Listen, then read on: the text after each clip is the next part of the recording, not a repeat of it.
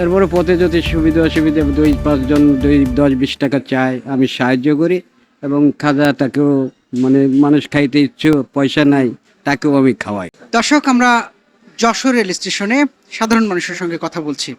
আমরা দেখা পেয়েছি যিনি খাজা বিক্রি করে থাকেন, বিভিন্ন ধরনের খাজা বিক্রি করেন, জীবনযাপন করেন। তিনি তার নাম বলে তার গল্প আমাদেরকে শোনাবেন। আমার নাম মোহাম্মদ হাবিব বিশ্বাস। আমার বাড়ি খুলনা ফুলতলা। আমি এই খাজা বিক্রি করি, নাইকেলের খাজা, বাদামের খাজা গাড়িতে বিক্রি করি, হকারি করি এই 40 বছর ধরে।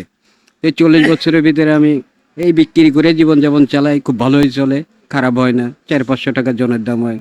তাতে করে আমি হালাল রুজি খাওয়ার চেষ্টা করি এবং হালাল পথেই থাকি। তারপরে পথে যদি সুবিধা অসুবিধা 2-5 জন 10-20 টাকা চায়, আমি সাহায্য করি এবং খাজা তাকেও মানে মানুষ খাইতে ইচ্ছুক পয়সা নাই তাকেও আমি খাওয়াই। আচ্ছা, 40 বছর ধরে আপনি এই পেশার সঙ্গে আছেন। এই পেশার তো সাথে- আপনার পরিবারে আর কয়েকজন সদস্য? আমার একটা মেয়ে ইঞ্জিনিয়ারিং পড়ায় বিয়ে দিছি।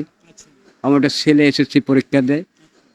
আর ওই বাপের এই 5 কাঠা জায়গা আছে, ওর এদিকে ঘর দৌড় নিজেই কর্ম করে খায়।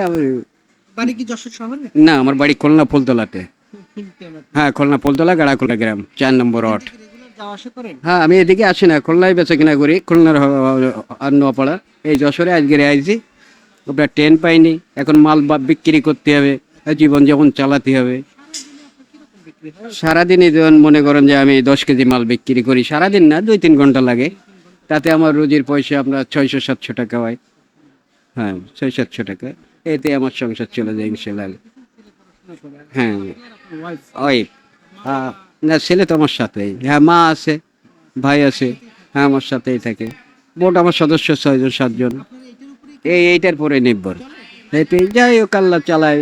ওই 3 বেলা গোশ ভাত নয়, ডাল ভাত খেয়ে থাকা যায়। 2 বেলা গরিব মানুষ, মোটা ভাত মোটা কাপড়, এই তো যথেষ্ট। হ্যাঁ, আমরা তো কোনো রাজনীতির সাথে সম্পৃক্তি না, কোনো বড় ক্যাডারও না, সন্ত্রাসও না, এবং খাওয়াই টাই দিয়েও নিয়ে যায় না, বিক্রি করি, সংসার চালায়। যে কয় টাকা হয় এতে আমাদের জীবন যেমন চলে যায়। দর্শক, আপনারা শুনলেন যে তিনি 40 বছর ধরে এই পেশার সঙ্গে জড়িত আছেন। তার খুব বেশি বড় স্বপ্ন নেই, ডাল ভাত মোটা কাপড় হলেই তার চলে যায়। আমরা এরকম হাজারো মানুষের গল্প আপনাদের সামনে তুলে ধরতে চাই। আমাদের সঙ্গেই থাকবেন।